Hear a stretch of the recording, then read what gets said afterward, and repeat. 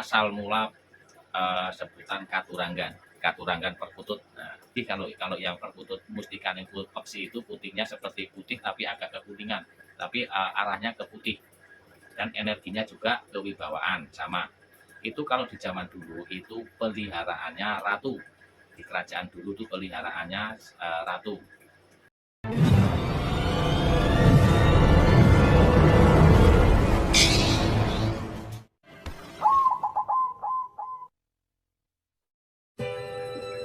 Assalamualaikum warahmatullahi wabarakatuh. Salam rahayu, salam sejahtera untuk kita semua.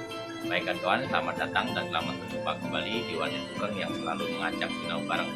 Dan untuk kali ini masih di jalur perkutut lokal alam. Baik kawan, di kesempatan kali ini Wajib Tukreng mau menanggapi dari video yang kemarin tentang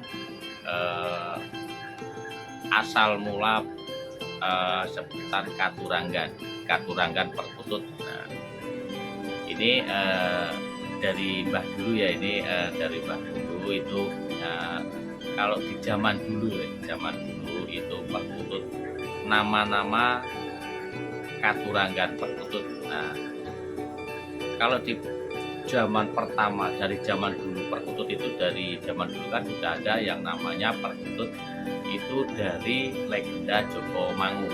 Nah, dari legenda Ki Joko Mangu itu di zaman dulu.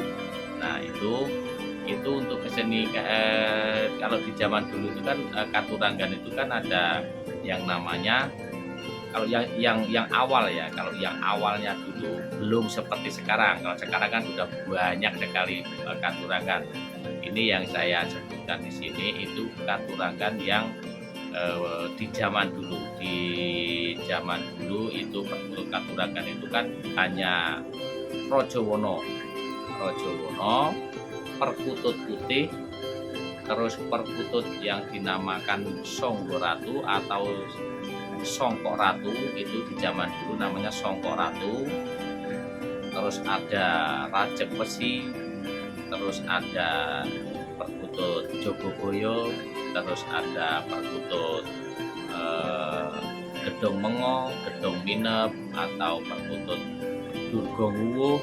Nah, terus ada Durgong Ngerik, terus ada perkutut Gendowo Sabdo. Nah, itu ada, itu di zaman dulunya itu seperti itu untuk Katuranggannya.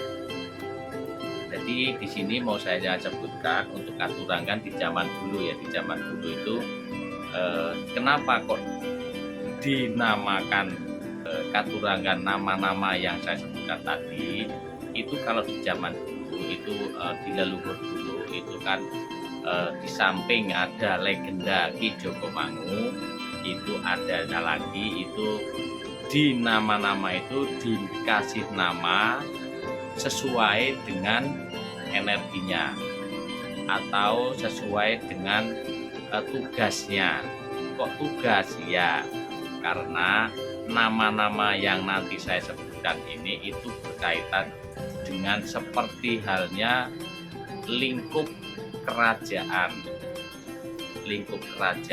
atau kalau di perkutut itu di alasnya atau di alamnya, atau kalau orang Jawa bilang itu wono atau alas, di alasnya. Nah, kenapa kok namanya seperti itu? Ya karena sesuai dengan tugasnya atau jati dirinya, atau dari jati dirinya itu dari Allah Subhanahu wa taala. Memang sudah ada energi-energi seperti itu atau energi-energi alamnya.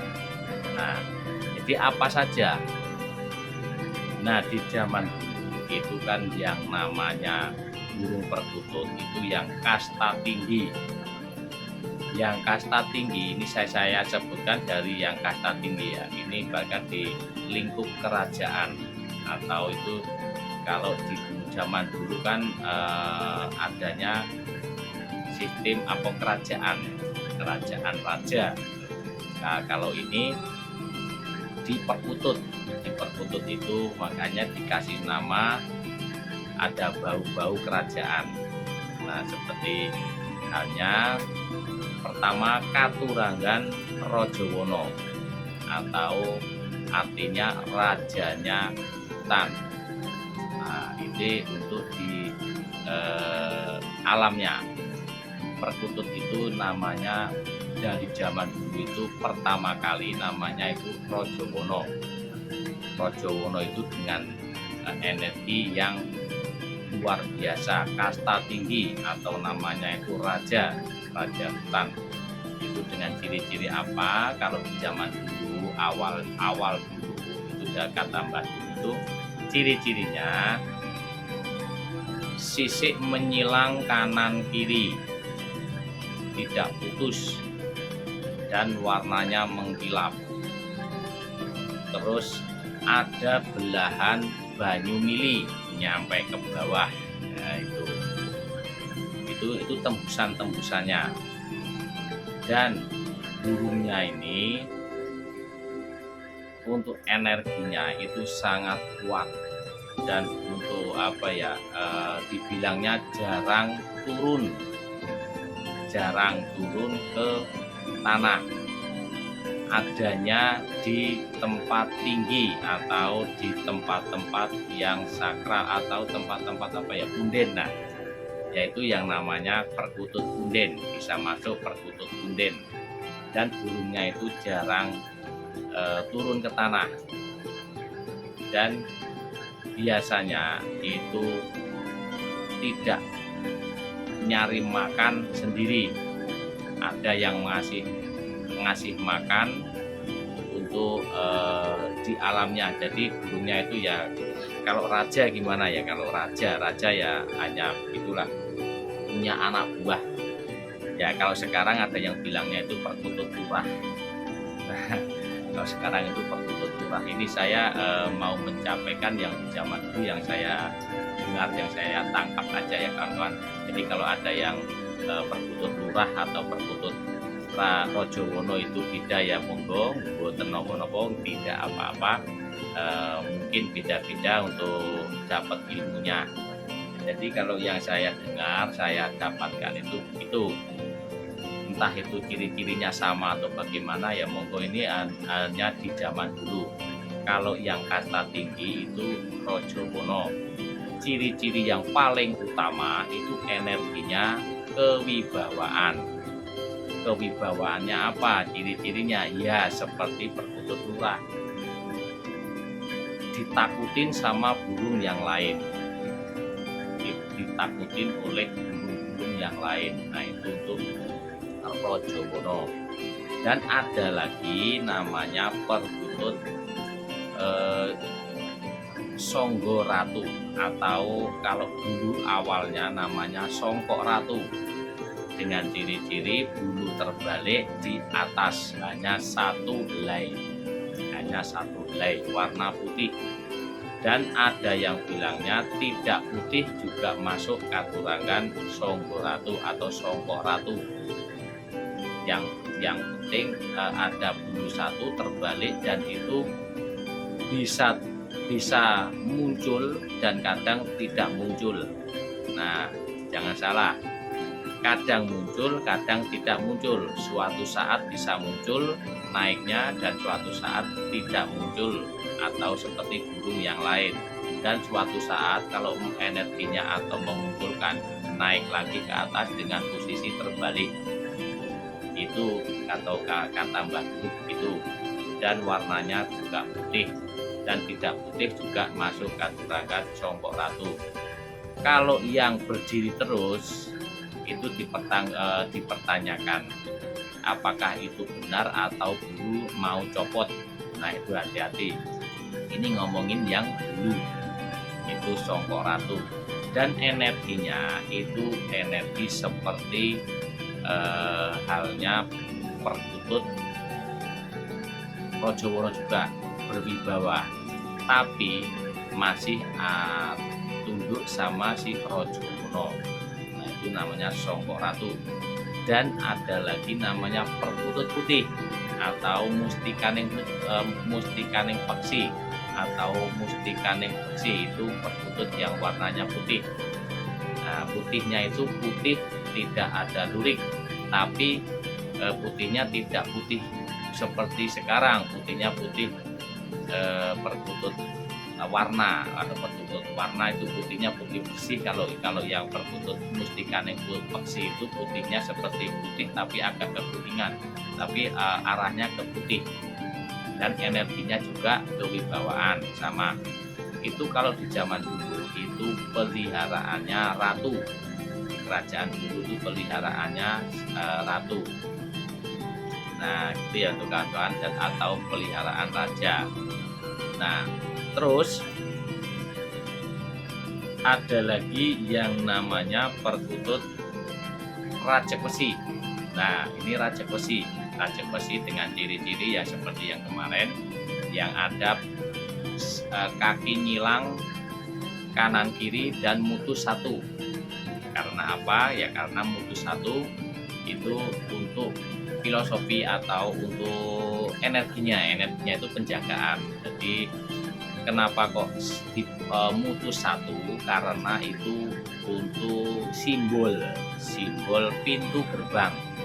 Nah itu pintu gerbang. Kalau yang tadi Rojowono itu nyilang semua, untuk Rajapesi itu mutus satu atau mutus dua, itu untuk simbol pagar atau pintu gerbang. Nah itu yang namanya Rajapesi. Dan untuk ciri-cirinya, selain ada kaki nyilang semua mutus satu atau dua, itu warnanya itu hitam mengkilap, atau dibilangnya itu wulung atau wulung, warna wulung itu agak mengkilap kebiruan dan mengkilap hitam kebiruan, itu wulung. Itu yang aslinya di zaman dulu. Ini ngomongin yang pakem lama ya kawan-kawan, pakem lama. Kalau sekarang masih ada ya itu kan sudah kesininya sudah ya terserah kawan-kawan mau gimana. Di sini waktu itu mau membahas tentang yang pakem lamanya dulu. Nah itu untuk energinya itu penjagaan, atau dibilang itu penjaga karena nama dari pagar. Kalau ini pagar goib. Kalau di sejarah atau di cerita ini itu di lingkup alam atau di lingkup kerajaannya itu masuknya ke penjaga pintu gerbang. Itu namanya Rajapesi. Rajap itu pagar, besi. Nah itu. Terus ada lagi itu yang namanya perkutut Gendowo Sabdo itu di situ itu kalau di cerita itu bertugas untuk sesuai dengan namanya Gendowo Sabdo. Gendowo itu ya Sabdo untuk tutur kata yang baik-baik. Jadi untuk tugasnya itu untuk jadi untuk menuturi atau untuk semacam guru di lingkup itu.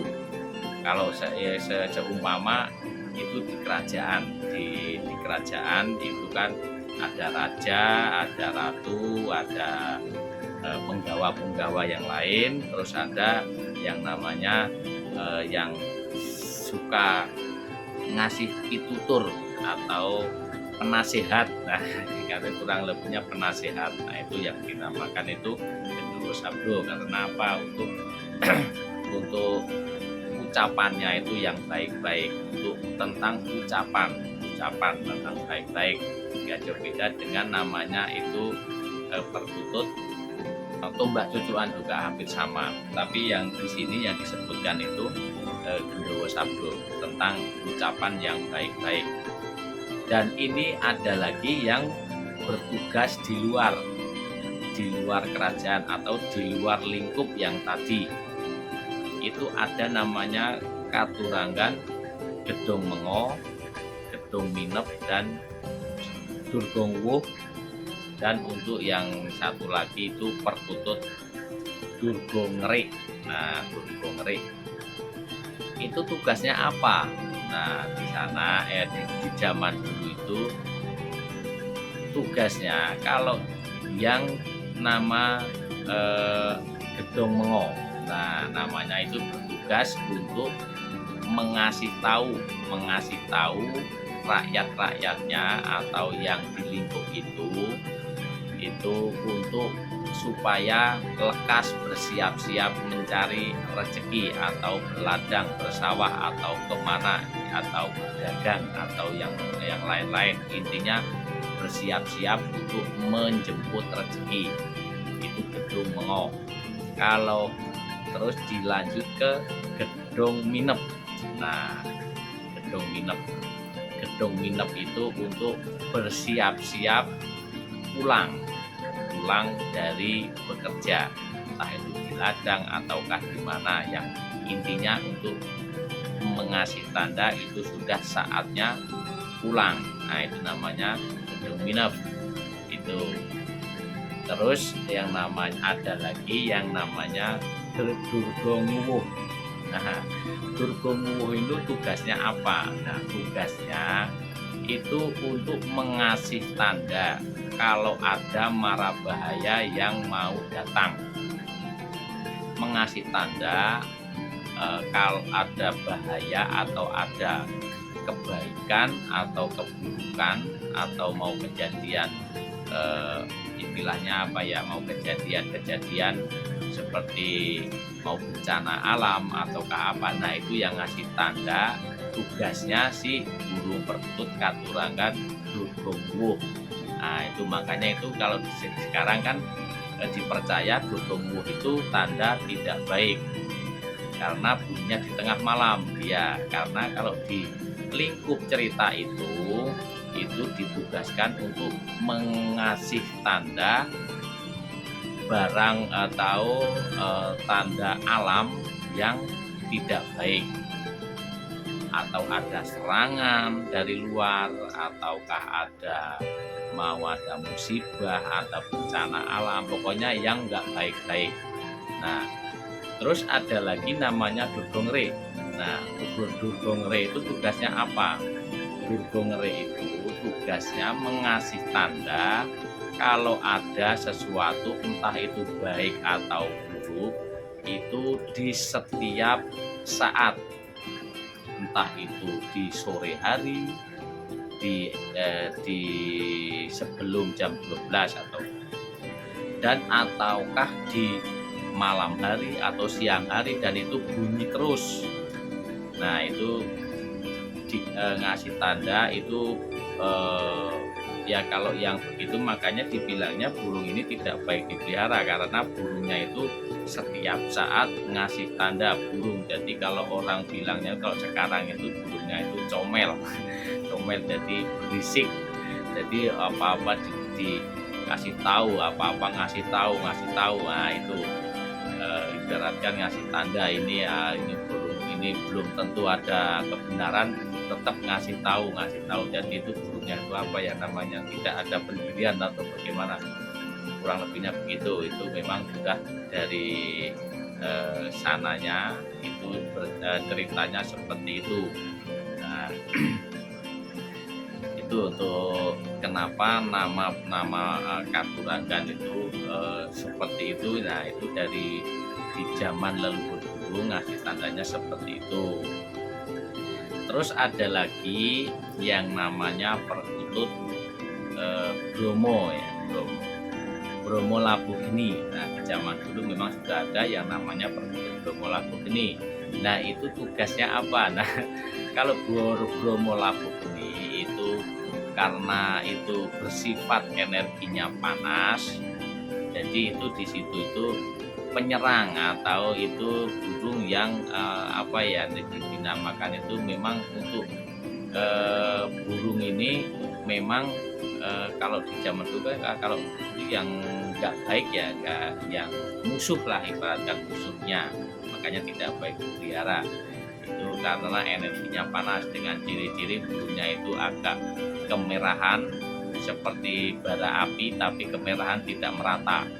Kalau yang agak merah yang tapi merata tidak merah itu yang merah tapi merata tidak bentang-bentong itu namanya Bromo Sulur. Nah, Bromo Sulur sama Bromo Labugeni itu hampir sama, cuman bedanya kalau Bromo Labugeni itu burungnya itu warnanya tidak merata dan tidak mengkilap seperti dorok tapi merah. Kalau yang Bromo Sulur itu merah tapi merata. Nah, itu sama-sama tidak mengkilap juga. Itu juga energinya itu negatif atau burungnya itu energi panas. Nah, itu untuk di lingkungan luar, di luar begitu. Nanti yang untuk nanti hubungannya nanti kalau mau masuk ke dalam itu berhadapan dengan burung perkutut racek besi itu. Nah, kan begitu kalau ceritanya seperti itu. Nah, dan masih banyak lagi itu yang itu cerita sedikit tentang nama-nama Katurangan di zaman dulu itu seperti itu. Itu di zaman dulu setelah atau apa ya, itu dari legenda Ki Jokomangu, itu setelah dari Ki Jokomangu. Nah, terus dikasih nama Katurangan yang seperti itu. Baik kawan, mudah-mudahan dipahami ya, mudah-mudahan bermanfaat. Kalau ada yang salah ya mohon dikoreksi, dan ini perlu dikoreksi kalau memang salah. Dan ini karena berdasarkan dari Mbah dulu kalau ceritanya seperti itu. Baik kawan, kalau ada kata-kata kurang berkenan di hati dan mohon maaf, kalau ada mau kritik silakan tulis di kolom komentar. Dan saya akhiri, assalamualaikum warahmatullahi wabarakatuh.